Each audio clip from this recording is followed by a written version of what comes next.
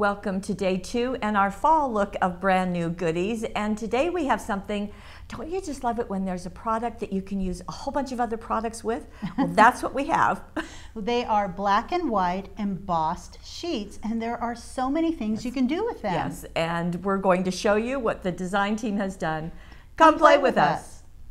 Well, here they are, and as Gail said, there's black. Black, and there's white. Right. And they're hard for you to see because these are embossed surfaces. Right. Which one do you want to just something. I just want to show that they're truly embossed, so we'll need to get the camera. There you go. And what you're seeing is a really pretty deeply embossed image.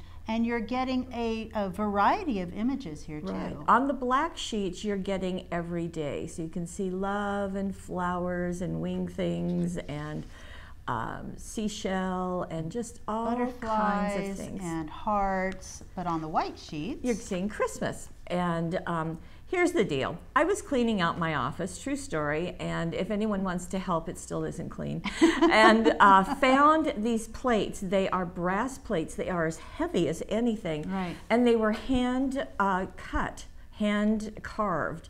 And I remembered that we had done them years ago, and I thought, oh, these are so pretty. So I wanted to do them again. So we found a company who could do them, and here we got. There are 26 designs. Right. Then the next step is, okay, so what are you going to do with them? What do you do with them? And by the way, you don't have to use all one sheet. In fact, I don't think I would ever. I would cut them out individually, and that's how you're going to see them on these cards. Exactly. So, case in point. Case in point. Okay, so we're going to start with Glitter Kiss. Now, a little while ago, we did a whole webisode on Glitter Kiss because we love it. And I think we showed this, right? We did. Okay. We showed that, and we showed how to do it. I was going to just briefly show how to accomplish that. Glitter Kiss, if you haven't already seen it here, comes in a variety of colors, and it is just this beautiful, very fine glitter suspended in a water-based medium. I'm going to open this up, and it's soft, it's glittery, it's beautiful, and on the top of this container, I'm just going to pop this. And by the way, when you do that, some people look at this and they turn it and they go, hey, how do you get that out? And you try to pull up, always at an angle. I'm popping and it comes right off. And this great sponge, and all you need to do is just get just the tiniest little bit on there. Yes, and do get the tiniest amount. Right, so just a little bit, and then start scooting it across your image. And I'm going to start, oh, there's a little hair on there. One way, I'm going to just barely touching the top of that one way, and then I'll try another way. So I'm just getting that raised image across that rose, and it just adds a little bit of shine and glitter on there. And best of all, you're not wearing that shine and glitter. Right. It stays on your project. It's going to stay on there, and it's that super fine glitter. And I did that just on the rose part, but you can go down and do it to the rest. If you want to add a little bit more, you can. It's just a little bit at a time, but what a beautiful look. I love that. And you can apply it with your finger, so that too. A question was, will it contaminate the Glitter Kiss? And the answer is, I don't know. So to be safe, please put a little bit on your craft sheet and then dip your finger into that, and then if you're going to use your finger. Yeah, if you're going to use your finger. Or just use the sponge. It's right there. It's on the top. It's ready to go all the time. So that is our first project. So Glitter Kiss is one. Now we're going to stay on the black cardstock, but here is another look with Inka-Gold. With Inka-Gold and several different colors of Inka-Gold. It's so beautiful, and this is actually a strip taken from that black embossed sheet with all of those together. So you don't have to cut them out individually. You can use them in one strip. Unless you want to cut them. Unless you want to. So here is the embossed sheet, and here is the Inka-Gold. And I have the red here. There were several colors used. So when you open up the Inka-Gold, what I think is best is to take a little bit of this out. You don't really need very much at all, and put that on your craft sheet. And then I'm just going to use my finger on there to get just a little on my finger, and then just lightly rub it on the surface.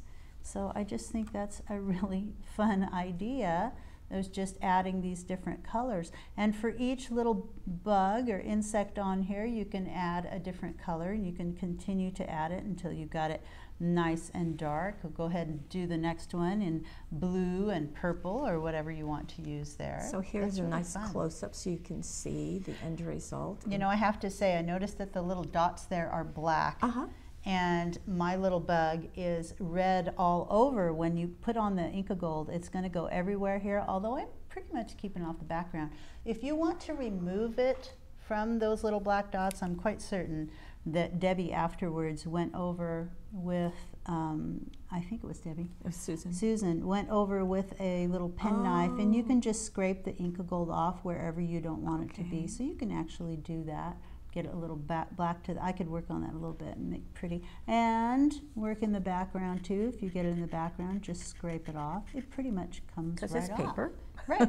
So that works. One way to do that. So again, here's just a close-up so you can see the ladybug, the dragonfly in the turquoise, I think, and then the little bee in yellow or gold. Gold, so works right. really nicely. And this is with the colorist papers with all those dots. So really, really, really sweet and cheery.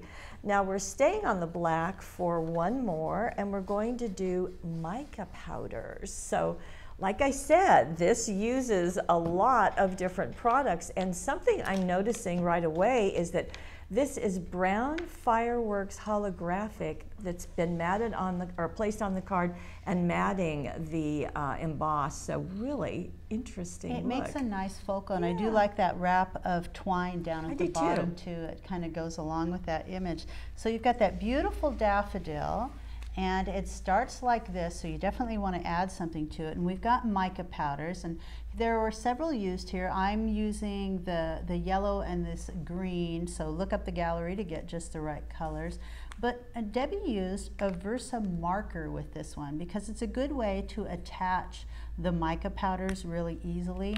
And she used the marker because it's so simple just to add that right where you want it. So this is like a watermark ink, so that's going to be just a little bit sticky, just sticky enough to put those mica powders right where you want them. And if I just add them, and she also said that you have to work a little bit at a time, just in a small area at a time.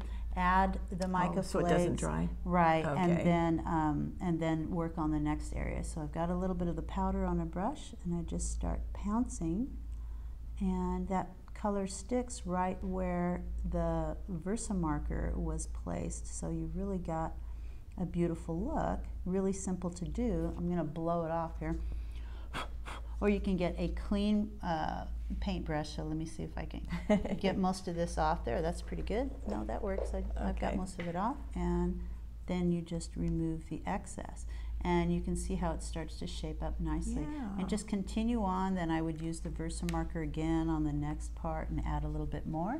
And you really get a beautiful look. And your finished result is like this. So it kind of just hits the highlights is what you're looking for. So really, really, really nice. Okay, let's go to Christmas. Okay. And this is the white, and we're going to see, this is Jewel, the chalks. Done with chalks. Yeah. The Jewel chalks, the Jewel pearlescent chalks, and this is really simple to do. You just apply those chalks either with a Q-tip, or there's a little palm that comes with the larger set, and very simple to just add a little bit of chalk and work with the reds. And I like that when this one was cut out, it was cut out close to the image, and then it was cut out right next to the bow. That's where it extends beyond that area. Now a similar look is right here, a little more intense color, and this was done with gelatos. It was, and so really simple to use gelatos. They're kind of a waxy based crayon. You can get a little of that on your finger, I would think would be the best. I would too. Put a little of the gelatos on your finger and then just rub over that area in all of the different areas where you want to add color, and real simple to do. You know, and sometimes Santa faces are scary in some art. Drives me crazy. But this is a friendly Santa. You could see that there's a little soot on his beard for climbing down chimneys. That will happen to you, just in case you didn't know. But what's great about it is that it is so light. I think it's not imposing, but then you've got nice golds and reds around it that makes a perfect finished image. Really pretty. This is something else, iridescent watercolors. Right, iridescent watercolors comes in a little, I think you've got it over there, a little tray. The Carnival Brights, I think. Yes. And it comes hugely popular on Paper Wishes. Just add a little bit of water on there with your brush and just go ahead and add those colors, paint them in. We actually have, it's a #1 paintbrush here. I'm going to bring this in, but it's a little close. There we go, a #1 paintbrush, which has just a perfect size for these smaller details. And that's just fun to paint in because all of the image is just embossed and ready, you know right where to add the colors. And notice there's just a little bit of that either brown or blue along the edge of the Just get a real watered down paint, so you can put that on your craft sheet, a little of the color, add a lot of water, and that's going to water it down and make just a nice little wash for the bottom. So you're just going, and we're not seeing a huge amount of the iridescent, a little bit of it, because there's just shimmery. A little, I guess you can on the, I guess you do. I take that back. You are seeing the iridescent. But you're leaving a lot of white, which is perfect because it's a snowman. It is. So. Now, surprise, this actually did start out white, but look at how pretty that is. When I saw it, I thought it was on the black sheet, and I looked all over trying to find that image, and it's on the white sheet. It's on the white Christmas. sheet, right. But it's been done with surprise with StazOn ink pads. StazOn metallic ink pads, right. Silver and gold. Okay. Silver and gold, and it starts with the gold. So here is the piece on white, and you want to start with that gold, and you can use a cosmetic wedge to pick up the color and just sponge it on. So now it's all in gold, and then, so that's the gold, very well used, you can see. And then you go to the silver and just add some highlights, and I think that's what causes it to turn out like something that looks very metallic. It does, yes, it looks like metal. Metally. And so I'm just gonna scoot it across a couple of little areas just to add some of that silver. So it's sort of changing it from that gold to a little highlighted silver. And I think when it dries, it becomes even more silvery. Sure. And then up at the top, just scooting it around. So I'm just trying to hit some of the highlights. I'm not pressing down hard. And when you do that, you just get a little bit of it highlighted. And of course, it's really going to show when it's cut out because you're removing the rest of that gold, but that's what it looks like. So you can think about this for other pieces or just do all of the Christmas like this. It would work perfectly. Now we have one more because, good heavens, there's another product that we haven't used. And this is MegaFlakes or Gilding Flakes. And I have to tell you, I think this is gorgeous. It is. It's really beautiful. Just a little bit of the MegaFlakes on there. And this one was the MegaFlake Lancashire Rose. And I'm not even going to show you the lid. I just want to open up and show you. Because it's so pretty. So it looks like that. The MegaFlakes are very light and airy. And it's a very simple process of adding a little glue to that image. Where's the image? Here it is. But you need FlitterGlu because it's super sticky. Right. So I've got a bottle of FlitterGlu here, and I'm going to place some of it. I'm going to put it right here on my craft sheet. Oh, I didn't open it. It helps to open the FlitterGlu. Details. Just a little bit. Okay, a little bit of that. You don't need much.